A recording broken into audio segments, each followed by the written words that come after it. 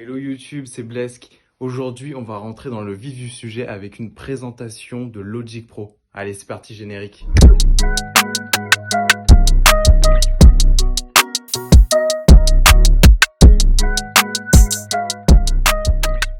Welcome to Logic Pro. Allez, c'est parti.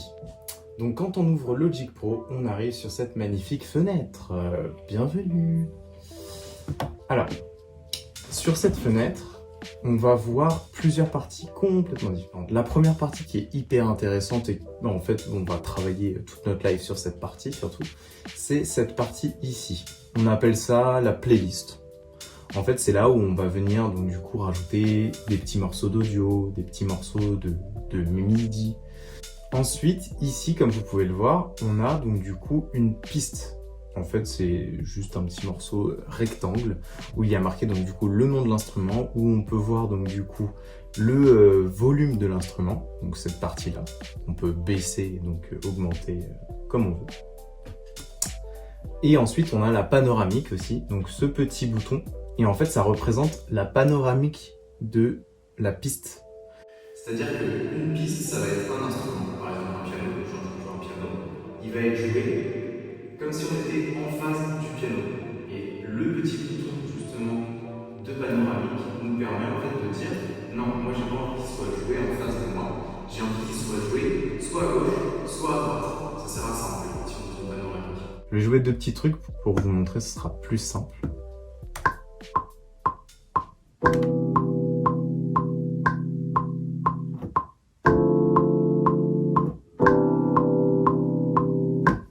Ok, truc très simple. Voilà. Là, j'ai fait quelques petits accords de piano. Et comme je vous ai dit, avec le bouton du coup panoramique, on va pouvoir donc du coup bouger le son de gauche à droite. Je vous montre ça tout de suite. Notre son est en plein dans le milieu. Là, je vais le bouger tout à gauche. Et là, tout à droite. Ok. Je l'ai remis un peu près au milieu. Bien sûr, les pistes, on peut les jouer donc du coup soit en solo, donc on appuie sur le petit bouton S, donc ça veut dire qu'on n'entendra que cette piste. On peut aussi les muter, c'est-à-dire enlever le son de cette piste pour voir justement si elle sonne bien. Donc ça c'est pour ce qui est de la piste. Ensuite, imaginons que je veuille créer une autre piste. Donc là j'ai mon piano, c'est très bien, mais j'ai envie de rajouter autre chose. Comment je fais? C'est super simple. Vous appuyez sur ce petit plus ici. Hop. Et Logic nous demande, est-ce que tu veux ajouter un instrument logiciel, donc une nouvelle piste d'instrument? Est-ce que tu veux ajouter un audio, une batterie ou une guitare? Nous, on va cliquer du coup sur instrument logiciel. On fait créer. Paf! Et voilà, une nouvelle piste a été créée.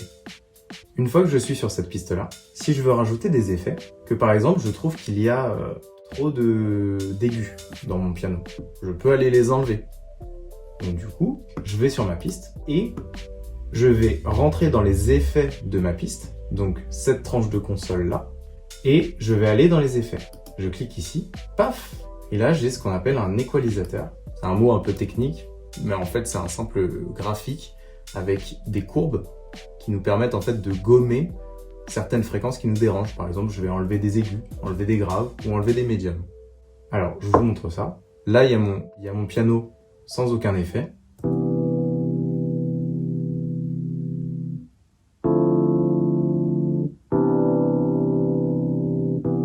Ok, et là, je vais venir enlever un peu d'aigus, par exemple.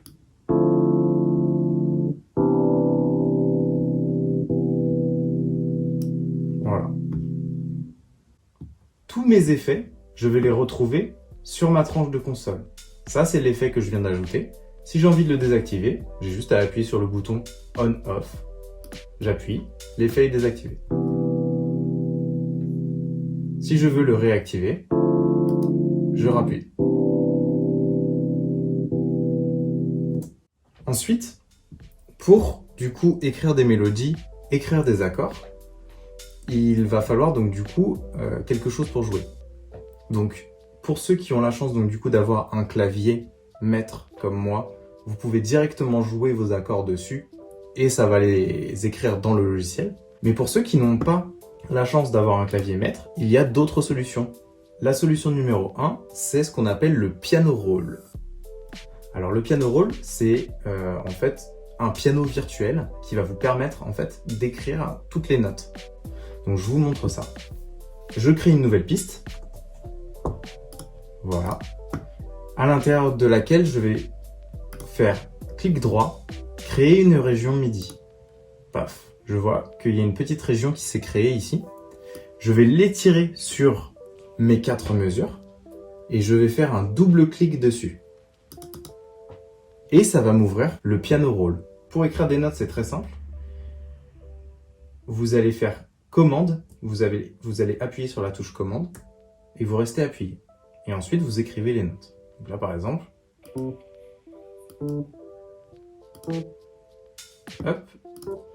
voilà, ça c'est un accord de Do. Magique! Si vous avez la flemme d'écrire les notes, il y a une autre solution qui s'offre à vous. C'est que vous pouvez écrire pareil les notes avec votre clavier d'ordinateur. Vous allez faire la touche commande et K. Ça va vous afficher donc du coup ce petit clavier virtuel qui ressemble à un clavier maître, mais sauf qu'en fait vous allez vous servir des touches de votre ordinateur pour créer donc du coup vos accords par exemple. Pour ceux qui viennent de commencer, et je suppose que c'est le cas de beaucoup de personnes qui sont sur la chaîne, Logic Pro propose un bon nombre d'instruments qui sont incroyables et totalement gratuits. Il va falloir aller dans ce petit élément, donc c'est une petite bannette on dirait. Vous cliquez là-dessus et vous allez arriver sur la bibliothèque d'instruments. Donc vous arrivez sur cette page-là, elle n'est pas très intéressante, donc ce que vous allez faire, c'est que vous allez cliquer juste ici sur Vintage Electric Piano. Donc vous cliquez ici et on arrive donc du coup sur toute la liste des instruments logiciels fournis par Logic. Totalement gratuit, hein, bien sûr. Vous avez par exemple le rétro-synthétiseur qui lui est un instrument incroyable en fait tout simplement, où il y a des basses qui sont vraiment très stylées qu'on peut utiliser justement dans le hip-hop.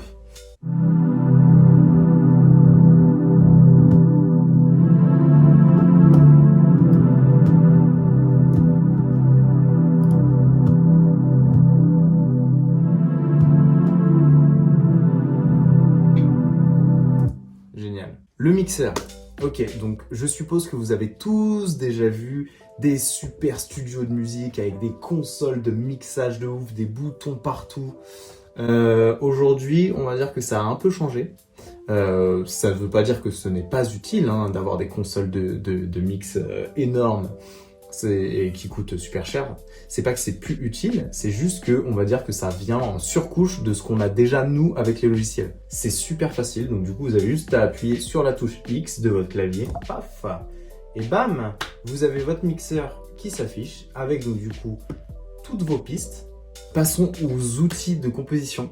Il va y avoir beaucoup d'outils à appréhender, mais vous allez voir que ça va très rapidement rentrer dans votre tête, surtout quand c'est des outils qui vous font gagner un temps fou.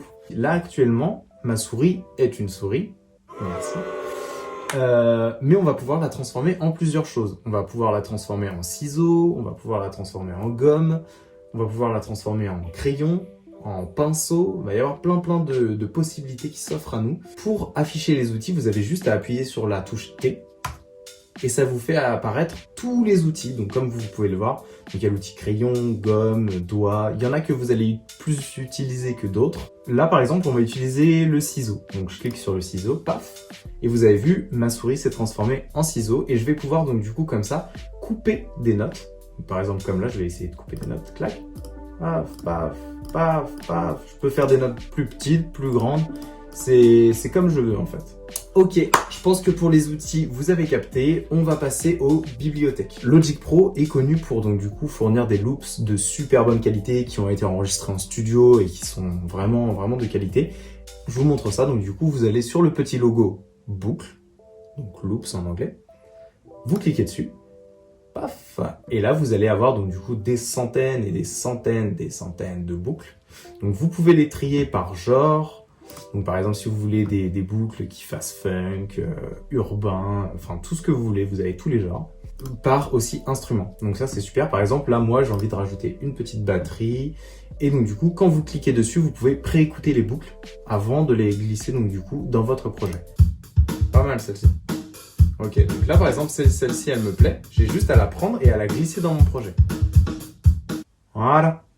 Donc du coup je l'ai glissée dans mon projet, comme vous pouvez voir donc du coup elle s'est adaptée au tempo du projet et on se retrouve avec nos accords. Et une batterie par-dessus.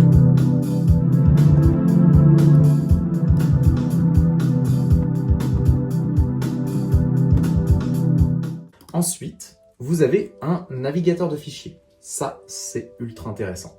Qu'est-ce que des samples? Les samples, c'est super bien.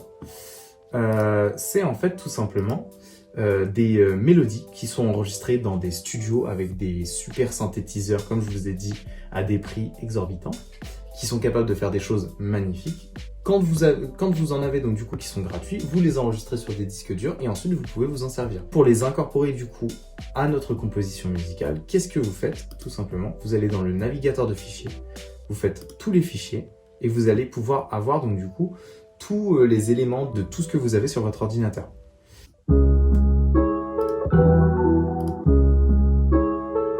Ok.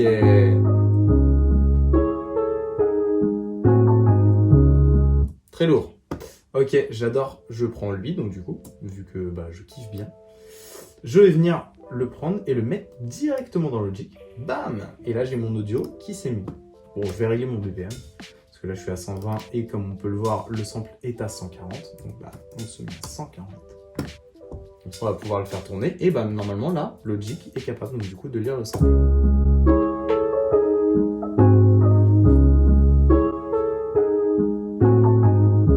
Parfait, on a notre sample. Maintenant, ce qu'on va faire, c'est que je vais vous montrer un petit hack que justement, donc du coup, les créateurs de Logic Pro ont mis en place. Le drummer de chez Logic. Donc le drummer, c'est quoi? C'est quand vous n'êtes pas encore à l'aise pour placer vos batteries, bien les placer dans les temps parce que c'est super important pour que votre musique sonne bien. Logic a mis en place donc du coup un drummer, c'est comme si c'était un batteur que vous appeliez votre pote. Hey salut, ça va, tu peux venir poser sur ma prod parce qu'en fait je sais pas faire de batterie. Ok, pas de souci, allez vas-y j'arrive. Et c'est ça le drummer de Logic en fait. C'est juste un mec virtuel qui va donc du coup faire de la batterie sur vos mélodies. Pour ajouter le drummer, c'est super simple, c'est comme si vous ajoutiez une piste. Donc on clique sur le petit plus, ok. Et on va mettre ici drummer, très logique, et on fait créer. Et là donc du coup ça tombe bien parce que nous on tombe direct sur un drummer qui s'appelle Trap Dez, je ne sais pas quoi. Et vu que notre sample il fait un peu trap, théoriquement, je dis bien théoriquement, c'est censé être quelque chose d'assez cohérent. Ok.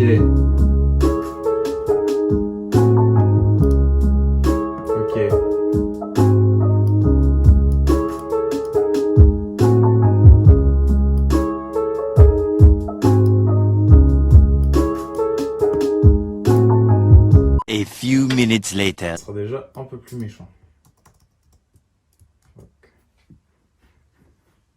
Ok.